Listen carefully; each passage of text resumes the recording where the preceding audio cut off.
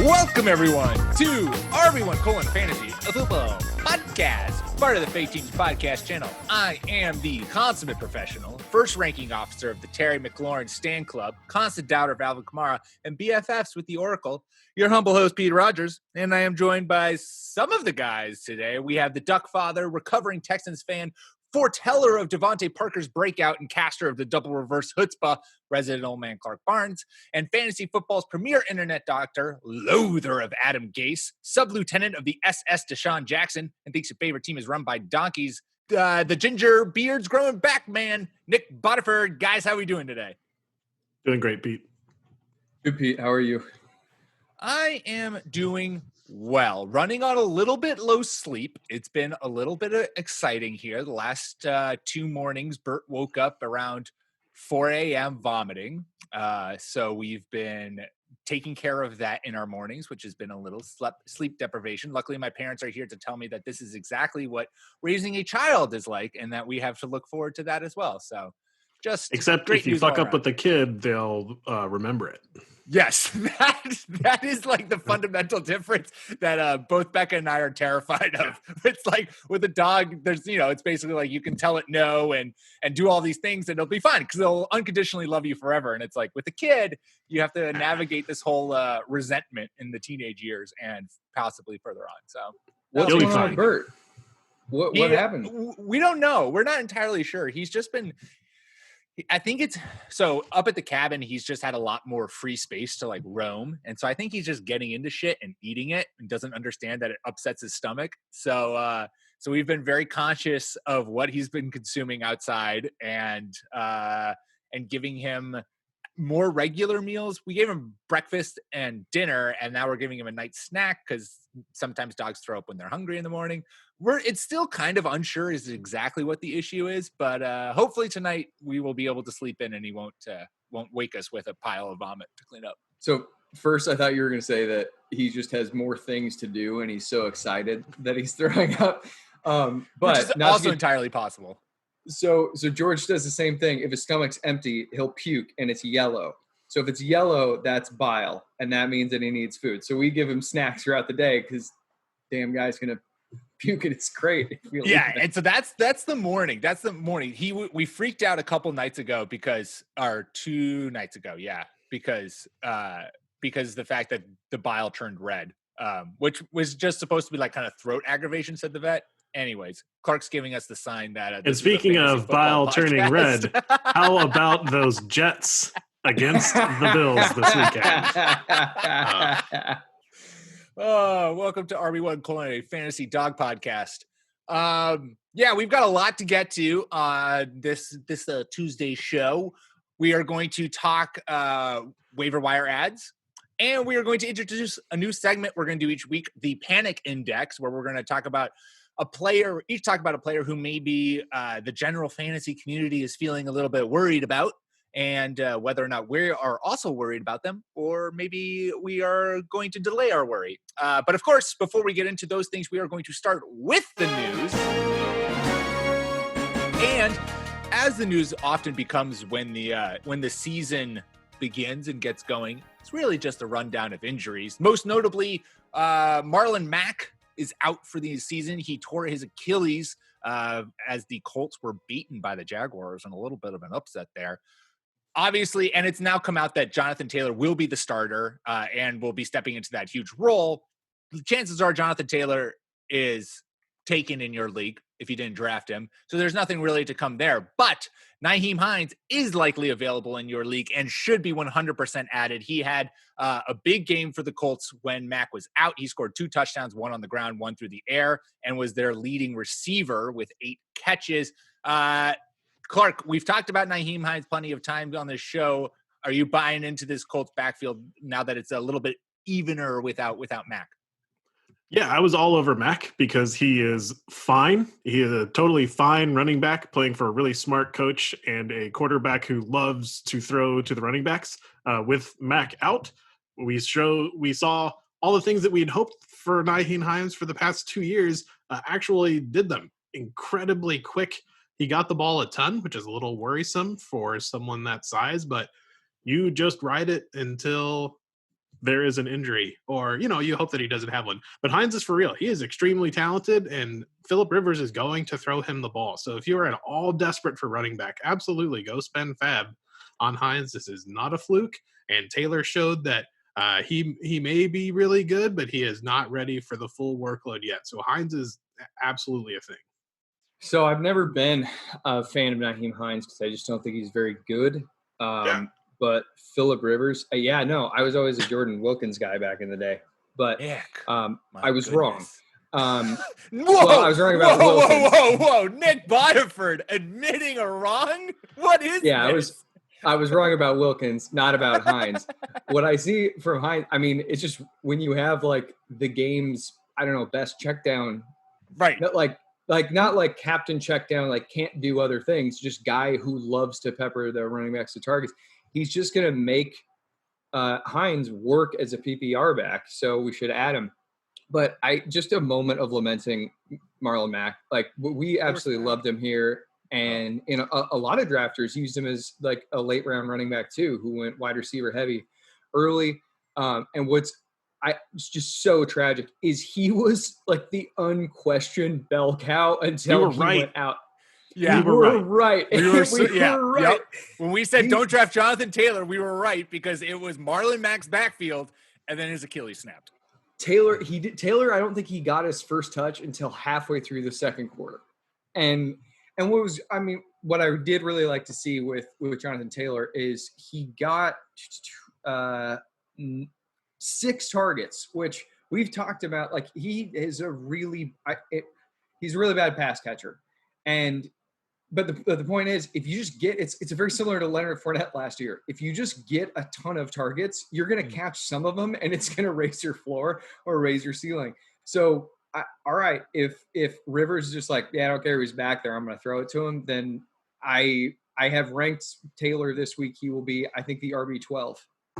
Yeah. Yeah, I think he's going to step into a big workload.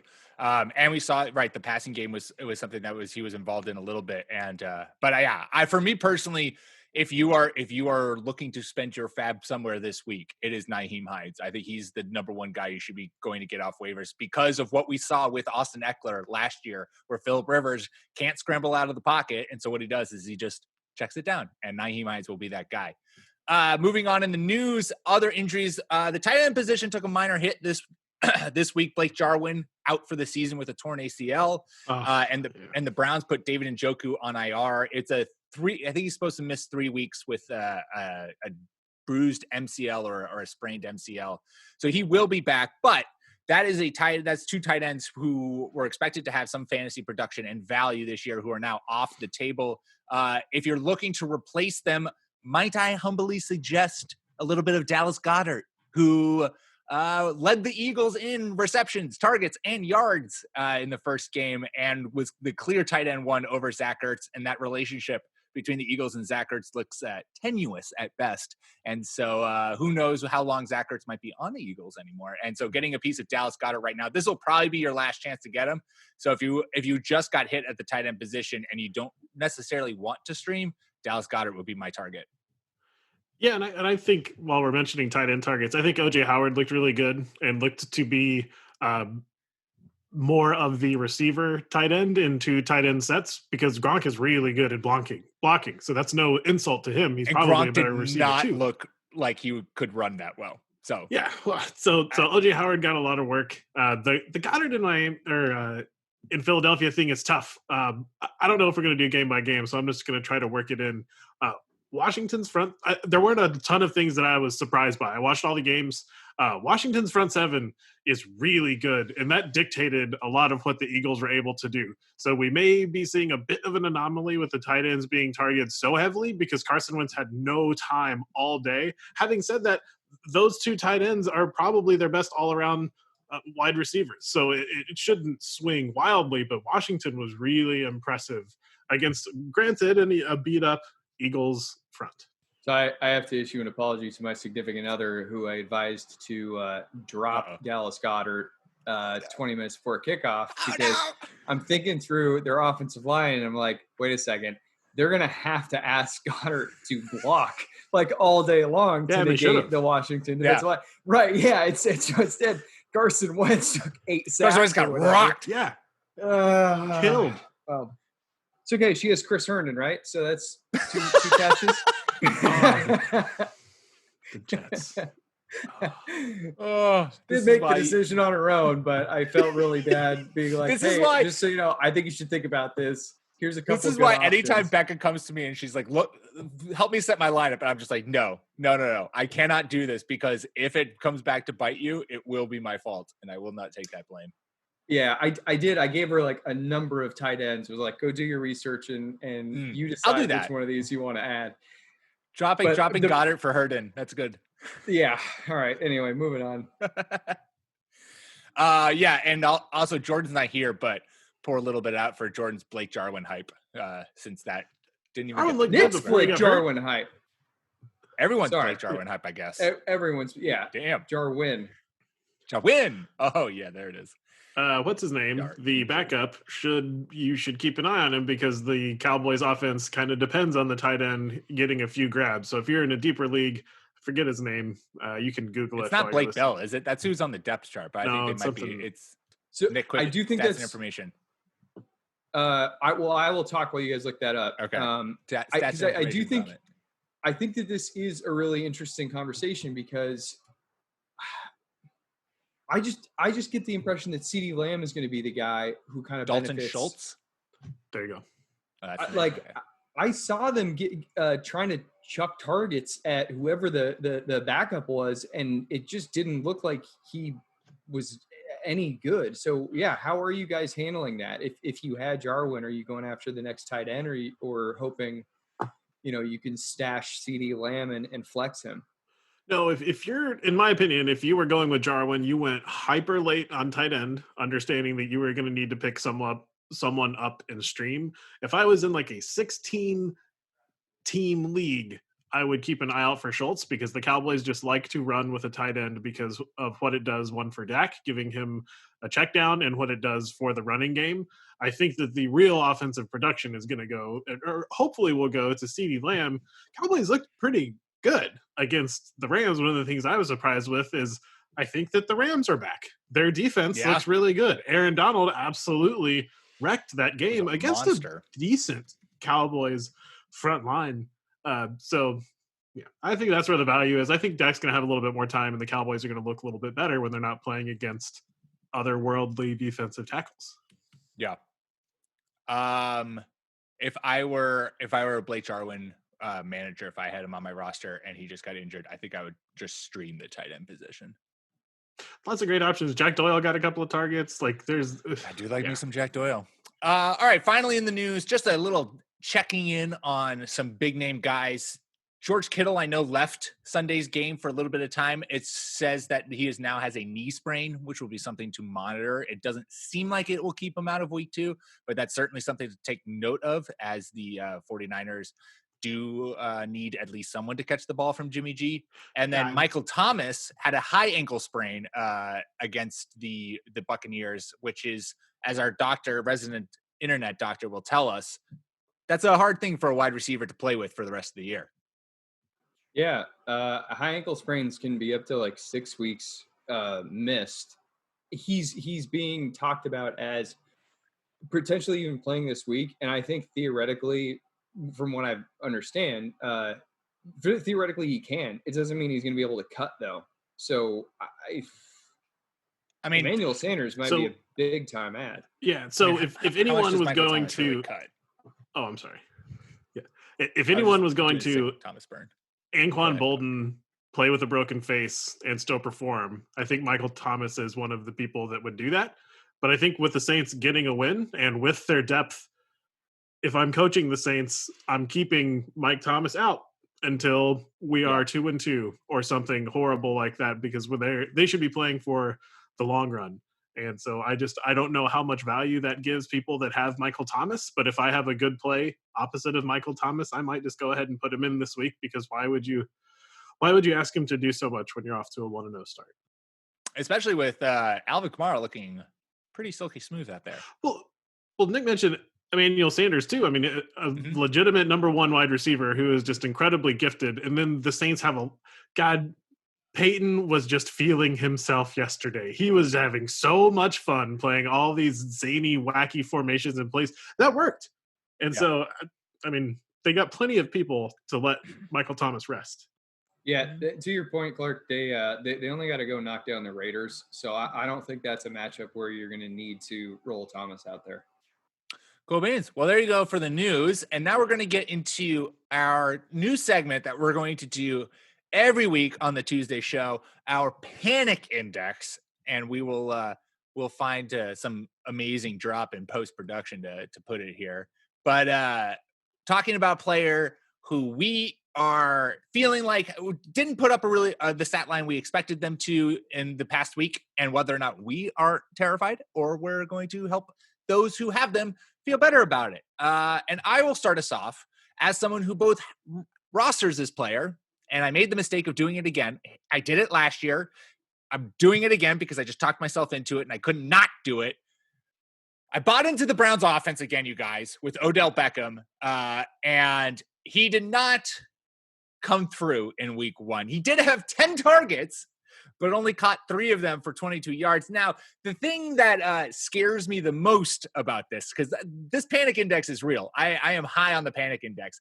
So Mike Tagliari from Fantasy Pros tweeted this out. He said he went through and rewatched all of Odell's targets in week 1. He's still the same player as always. Baker Mayfield's accuracy was horrendous. This could have easily been a 100-plus yard game for OBJ versus a tough secondary. You can always see the frustration.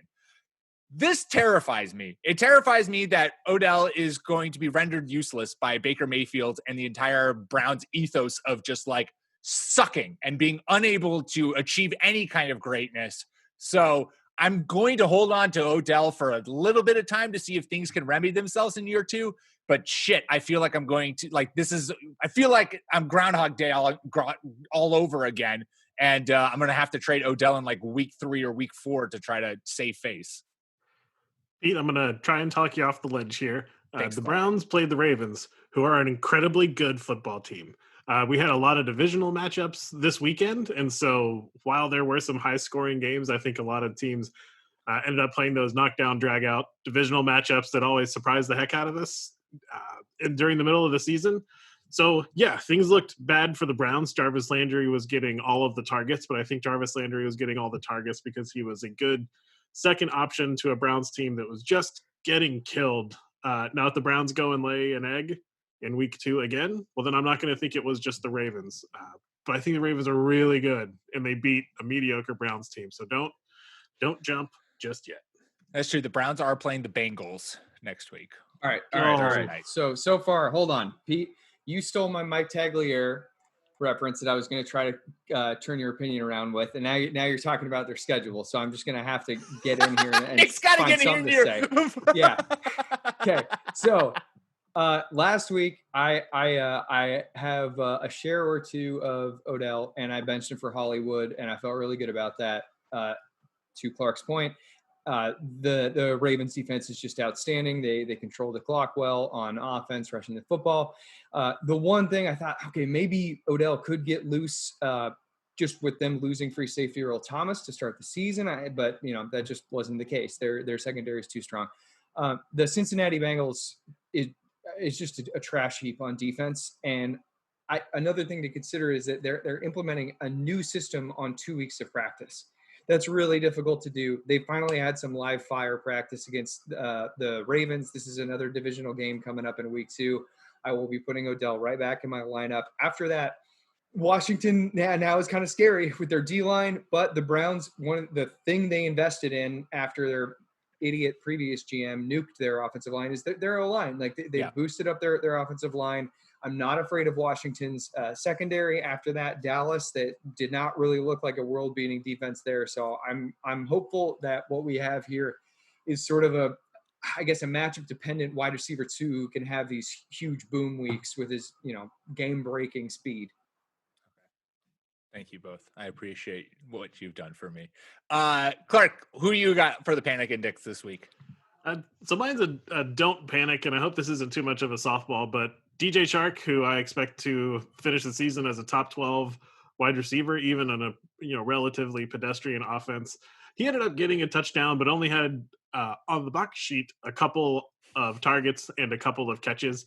But what we saw from the Jaguars that Gardner Minshew is taking a huge step forward in his second year, being a really game manager plus, which I think is like you want that out of your second year quarterback. You don't want them trying to do everything unless they're Lamar Jackson, and Minshew's not. So the Jaguars actually looked like they had a really functional offense, and despite them matriculating the ball down the field very smartly, running and passing, they still took a couple of shots to DJ Chark. He drew a pass interference on one. And so that Gardner Minshew understands part of this offense is, hey, DJ Chark's one-on-one, I'm just going to chuck it up to him. Chark looked fast. The rest of the Jaguars supporting cast on offense looked good. So I think we have many huge weeks from DJ Chark incoming, and I'm not going to panic just because he only had 26 yards in week 1.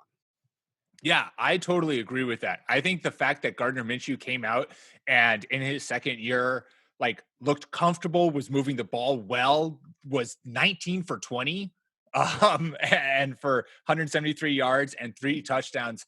It just, like you said, Clark, the Jags offense under Jay Gruden just looked like they knew what they were doing. It looked like they had a plan. And so I would trust them to be able to roll that out on some days, but also on other days when they're down a lot or the plan's not working, like what you said.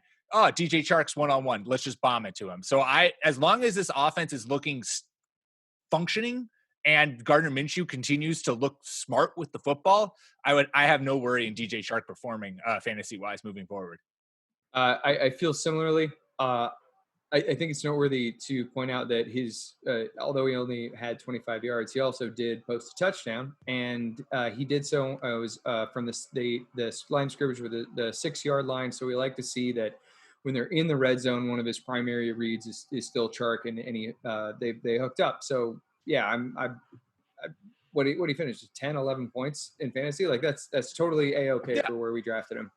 I just really wanted an excuse to talk about the Jaguars, who I shit on all the time. And after watching them play what I think is going to end up being a good defense with a good offense and a divisional opponent and look so good, the Jaguars are going to have, I think, a surprisingly good year. James Robinson, who came out of nowhere, looked very fast and very quick. And Laviska Shenault looks like he's bigger than everybody else that he's playing against. It's pretty exciting times for the Jaguars after week 1. Yeah, we'll talk some Shenault, some Nick Shenault. Get the Nick Nolte reference. Well done by me. We'll talk about him later. Nick, wrap up the panic index. Yeah, I'm gonna narrative street the shit out of this. So yes! last year, George Kittle suffered a hyperextended knee. He told reporters, quote, that he feels fantastic, and he ended up with a patellar tendon sprain and cost him a bunch of games. Week 1 of this year, he hyperextends the other knee, tells a reporter he feels fantastic. What's coming next? Missing a couple games. So information is really only just coming out an hour or two before we started recording this show, but they've confirmed that he does have a sprain. All I can think is, okay, is the exact same injury mechanism. I think the fear is that it would be a sprained patellar tendon. A sprain is a teeny tiny tear. We know from watching Jimmy Graham, a patellar tendon tear, if you actually tear that, it is devastating, and especially for a tight end. So that's a silly point. It's devastating for anybody, but a big body guy it's going to be a lot harder. Anyway, Kittle, if he actually does have a little sprain on the patellar tendon, that's not something that they can take a chance with, and I am concerned that he will miss time, if not, multiple weeks, at least week 2. But on the plus side, I do think that Jordan Reed is a totally viable tight end 1 streaming option. Yeah, the Niners were one of the more surprising things that looked absolutely terrible. But again, we kind of telegraphed they have no wide receivers, and we knew that, and that's not a surprise. But they looked like they had no wide receivers, and with George Kittle out, I mean, Kyle Juszczyk was out there catching balls and, being an effective asset in the passing game, and that's cute and everything, and it's nice to be able to do it, but you really do not want to rely on your fullback to be a major part of your passing game. So Niners are going to have to put all 4 of those running backs to work if they're going to get through the next couple of weeks here. Yeah, they did mention that Mohamed Sanu might be an option. because Shanny. Debo. Well, yeah, because he Shanahan does know him because they coached together, or he coached Sanu. But Debo did. He said he did suffer a setback. I mean, Yeah, I'm Debo. sure Bill O'Brien would give up Brandon Cooks if the Niners took a first round pick too. What about no, but what if they traded Tevin Coleman? Like there's O'Brien. wide receiver Tevin. talent out there, right? Tevin Coleman for Brandon Cooks. Bill O'Brien says yes. Kyle Shanahan. He wants to move in with Tevin Coleman. He's not going to let him go somewhere else. All right, Jared McKinnon has one good game, and now he's going for Brandon Cooks. But how about Mostert? I feel like that was a miss for me. Mostert's obviously the starter and looked really good. Yeah, he did. Look I may really be good. the last person to this party, but I'm a little upset. I have no shares of him. I was wrong. Mostert is good, and he's the starter. All right, I'm going to change your minds in 30 seconds. Yes. Ooh, special edition Panic Index. It's simply the opposite that of the Panic Index. Tevin Coleman has sickle cell, and in the Santa Clara air, it didn't quite get to like toxic for everybody levels, but he was questionable as to whether or not he was going to be able to play because of the sickle cell trait. I'm really liking, honestly, all of the San Francisco backs as they go to New York this week. It's terrible defense, so they're in a really good situation. I agree that Raheem Mostert is still the lead back, but I think that Tevin Coleman is going to get double, if not more, touches than he got in week 1. Saucy. I like it. Good. And how George insulting Kittle. Is it that going to New York, unless you mean Buffalo, is like, yeah, start him, start everybody. George Kittle, please stay healthy. Yeah, how do you let Emmanuel Sanders go? I don't. Yeah. I mean, anyway. Not great. All right, well, we're going to talk week 1 waiver wire. Talk some week 1 waiver wire ads. But before we do, we're going to take a quick ad break. All right, we are back, and now that we've seen actual football, now it is time to dive into those waiver wires, dive into, figuring out who is the perfect player to be adding to your squad. Where's the hole in your roster that you need to fill? We've already touched on 2 guys who I think are must start or must gets, and that's Nyheim Hines and Dallas Goedert, especially if you are someone who has been plagued by tight end injury. I mean, George Kittle, I just talked about that. Maybe I got to go get Dallas Goedert to back up George Kittle on my roster. We shall see. Nick, we'll start with you. Who is a top waiver wire target for you? Top football player. A top football player from a football team for you. So just touting my my preview series from this summer and training camp. Malcolm Brown. He was always kind of an overlooked piece of this backfield as far as the drafting public was concerned. And I didn't really understand it. Cam Akers is obviously an outstanding athlete. He's very fun to watch. The same is true of Darrell Henderson, but both of those guys came from, I'm going to get the schemes wrong, but they came from very different schemes than what the Rams than what the Rams use. And Malcolm Brown was kept, I'm just looking it up here. They put, I think it was a second round tender on him when I think it was Detroit tried to sign him away in the offseason. Like they showed us that they did not want to let Malcolm Brown go. That's not a small amount of money that they paid him. And they blocked another team from paying him. Akers got the start, but Brown, box scores can lie here and there, but Brown pretty sufficiently outrushed him,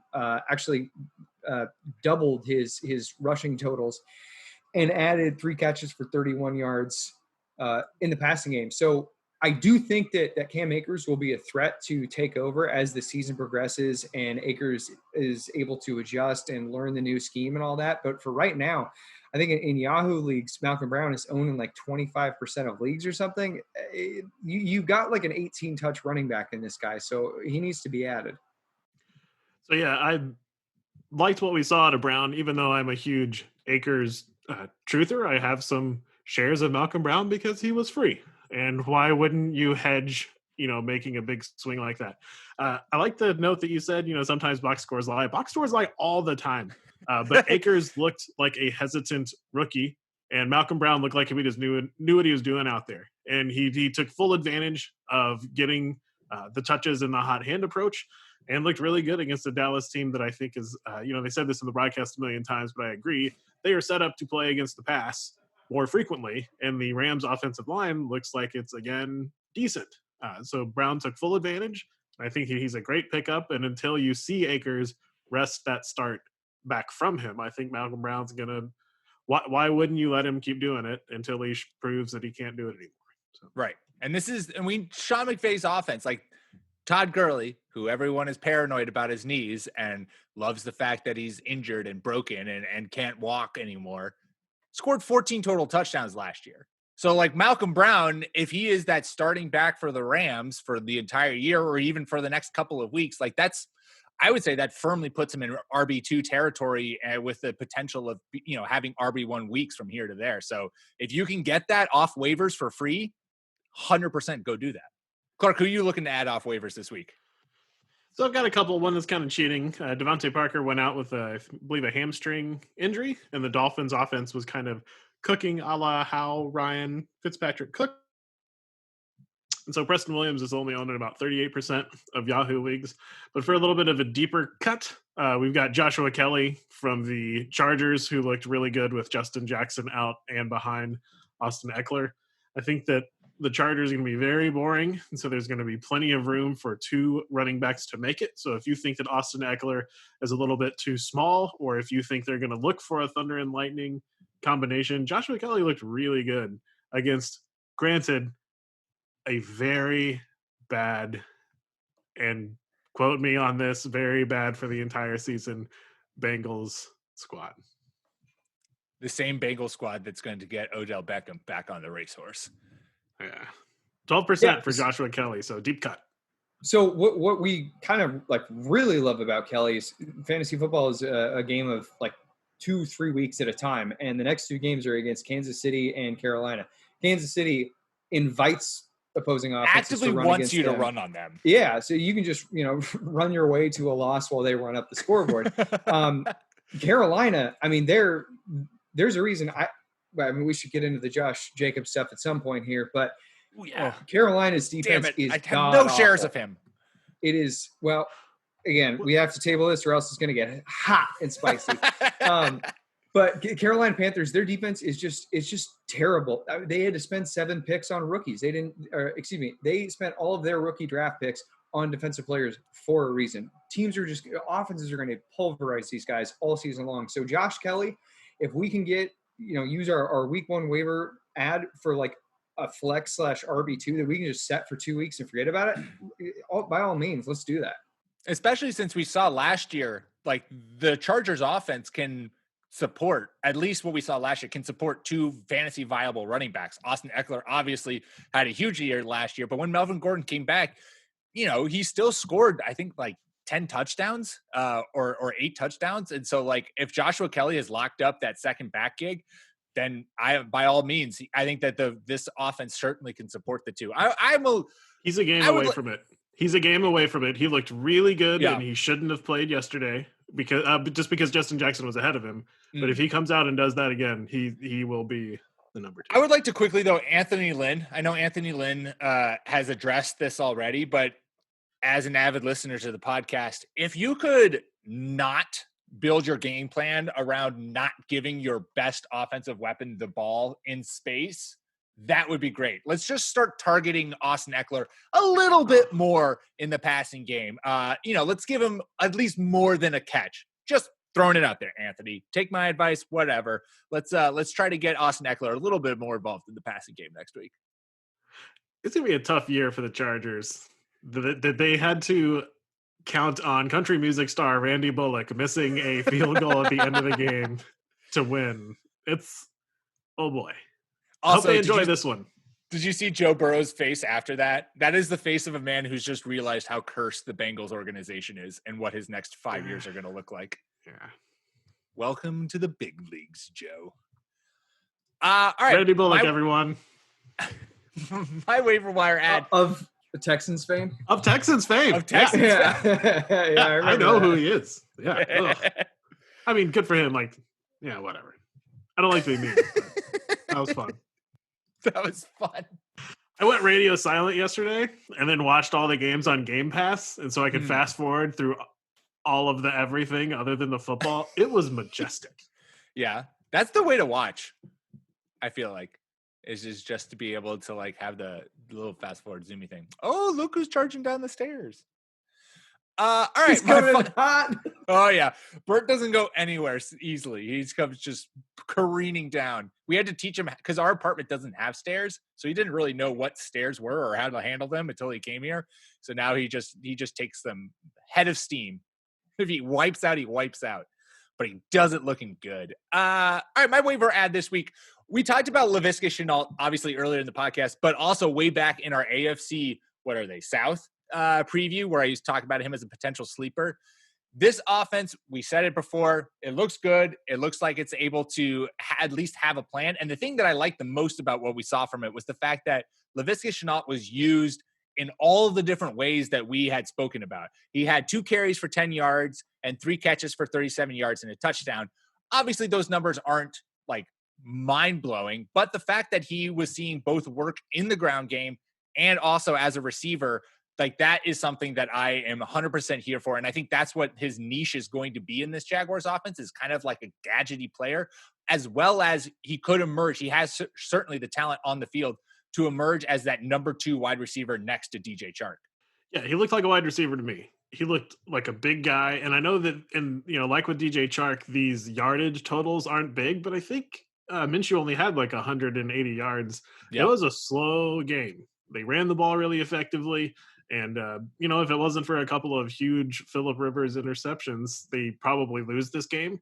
But like you said, they had a plan. They looked smart, and they looked like you said that they used Shenault as kind of a gadget player, and technically they did, but it didn't seem like that when you were watching the game. It just seemed like he was the second wide receiver, and then he was all over the place, and then he looked good. Yeah, I think he's what I didn't get to draft in Jalen Hurd, which is the team's starting slot receiver, who also just gets tricky-ass goal line carries, which just pushes him over the edge.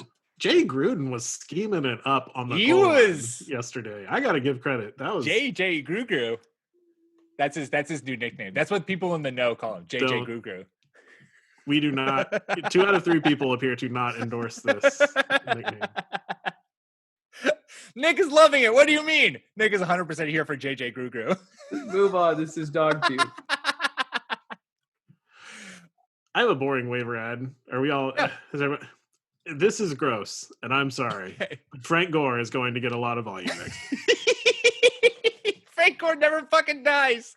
So I don't think he is. I think he's going to split it with Josh Adams. Okay, we'll see.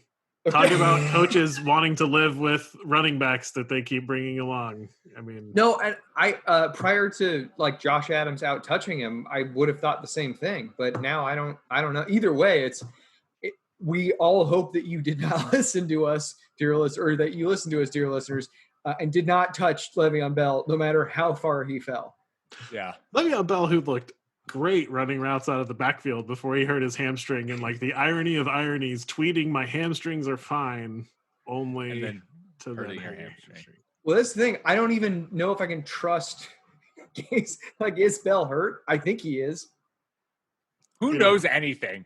I put the over/under at what, 8.5 games for Gase? Yeah, Gase isn't lasting to Halloween. I'll tell you that much. But why? And why would it? Like, why? Why? He's garbage. Absolute trash. And Jamison Crowder's big touchdown catch was a screen, by the way. Trash. Also, Jamison Crowder, who had like 17 targets or whatever his number was. Yeah, was it you, Nick, that was like, this is still going to be a thing? Yeah, whoever. Yeah, said I've been pushing. Strictly in the majority of leagues that award anything for a reception. Yeah, he was a must 100% at his ADP. Yeah. Let's start it. Let's make points per target a cool thing. Should we make that a cool league? Jamison Crowder goes 101. Yeah, wide receiver 2. I just want to talk about the games for like 2 hours. But go. I guess we don't have time for that. Clark, this is our podcast. We can do whatever we want. Make the people listen to 2 hours of you. Zero surprising things from the Seahawks and Falcons. We were totally right that Matt Ryan's going to throw for like 4,000 yards, and then all of the wide receivers good. Chris Carson getting work as a receiver is like love it. Love to see tantalizing. Love to see it. Yeah. I'm going to try to keep this short, but the amount of people who have contacted me from Seattle to be like, dude, finally let Russ cook. One, fuck you, Pete Carroll. This is 10 years too late. I'm not giving you any credit. Never going to be happy? Check. Never going to be happy. But two, was it the script? Was it the scripted plays? I don't know. And if it goes south in one game, I am not confident that Pete Carroll will not just go right back to like, all right, Carson, Carlos Hyde, 30 carries, let's go. Let's do this. I have no faith in this. I saw Carlos Hyde get a handoff and hit the hole really hard, and I was like, oh no, Nick's going to be so upset. Oh, man. Jamal Williams is going to be a thorn in the side for Aaron Jones owners all season. On high leverage, we need the running back to do something other than hit the hole plays. Jamal Williams was in there a lot of the times, but Aaron Jones was there on the goal line. So also Devonta Parker. Holy mother of God. Jamal Williams is one of my favorite players. Like I don't know a lot of football players that make like child's Disney movies references during their interviews frequently, but Jamal Williams does. He's got that. He's got that on lockdown. Also, 100% I think the Aaron Rodgers FU season is alive and well. Oh, yep. 4 touchdowns, baby. Yeah. Suck your running game. This is going to be fun because there's going to be Seahawks, Packers, and Raiders are all things that like it is Nick versus the podcast on, and this is going to get really, really interesting. Wait, the Raiders are not for real. Do you think they're for real? No, but just Josh Jackson. No, Josh Jacobs. Game. Josh Jacobs. I didn't say he's not good. I think he's very good. Nick said he's trash. But that's right. Yeah, no, it's the same thing as I hate Larry Fitzgerald. Oh my God, so much. Nick despises Larry Fitzgerald. I just can't stand him. No, so it's Jacobs, the carousel of receiving backs they had going in there. I put Jacobs as like the running back 6 for a reason last week. And just told people sell high. I don't know. I think it's going to be really interesting to see if he keeps the passing game work. Go ahead. The Panthers are not good. I just think that Josh Jacobs is good. This may be a high watermark. I just think that he's a solid player. If you could parlay Josh Jacobs into Julio or something like that, if someone just really is in love with him, I'd cut him loose. But it was fun to watch him play against a wretched Panthers defense. Agreed. So one, I'm still not certain that he actually has the passing game role locked up. And two, I mean, if you guys look at this schedule, like New Orleans, New England, Buffalo, okay, he gets Kansas City, then he goes on bye, then it's back to Tampa Bay. Like that's rough. These next like 6 weeks are going to be really tough. And if we look at last year, he had 7 TDs in wins and 0 in losses. And unless they actually do what I would love for them to do is commit to him in the passing game, this could be a second round pick that you were not getting a lot of stuff from. Yeah, and to take a second to talk about New Orleans and Tampa Bay, since I don't think we talked about them a lot. I think Tom Brady's going to be fine, and I'm panic index extra credit. Mike Evans, oh boy. You know how Tom Brady just decides that you're not going to be a part of the offense anymore? When Mike Evans don't run the route that you're supposed to run and he throws an interception, that's how it happens. I hope that they have a quiche together and get through it, but not a good first week for Mike Evans. Quickly before we go, just because Jordan's not here, Scotty Miller is a thing, everyone. How about Scotty fucking Miller? Scotty Miller is a thing. So go add him off waivers. And Jordan was right for all the right reasons. He was open. He was running the little routes that when Brady is under pressure, he wants to go to the guy to where he knows where he's going to be. Godwin was getting work, and I think I was wrong about him. He's going to have a huge year because Brady has eyes for him. But Scotty Miller, man. Scotty Miller. I don't know if anyone who was talking about Scotty Miller in June like our boy Jordan was. Jordan was talking about Scotty Miller like last year. He was like super deep dynasty ad at the end when everyone was getting injured. When Brashad Perryman got injured for the Bucks, Jordan was like, this Scotty Miller guy. Yeah. Is the fear here that Scotty is gonna like edge out Mike Evans? Evans is on the trade block. So go break it down, Clark. Clark. That he'll remain the wide receiver 3, and Evans has like a really destructive, falling out with the team year as the wide receiver 1 that gets just no stats. And he's off the team next year. Not because he's not good, but because, so it's 1 week. You don't want to overreact. But it's not just because they said it on the broadcast. It's because it's what happened. Mike Evans just decided to stop on a route, and it was a pick because he just decided to stop. And Brady looks 4 years younger this year, by the way. Yeah. But looked very upset that I didn't happened. recognize him. He looked good. That Tampa sun, he's doing eating. Great things for his skin. I want to eat that. But then he had some mistakes, later in the game. Like, I think he got a big penalty or something. Yeah. And, that's sack fumble. I will not argue that Brady is like the greatest person in the world, whatever. But like, if Tom Brady does not like you, he has a major say in whether or not you're going to get the football as the quarterback. And he has frozen people out before. So I hope that they're able to get over it. I think Mike Evans is a good football player, but another week of this, oh boy. Ooh, I don't know. Mike Evans headlining the Panic Index.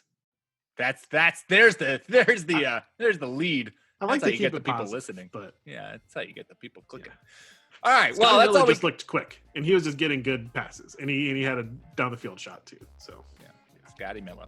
All right, that's all we got for you this week. It was all kinds of chaos, but that's what week 1 is all about, baby. It's all about accepting it and loving that chaos, welcoming it, letting it into your home like it's a vampire and it has to be invited.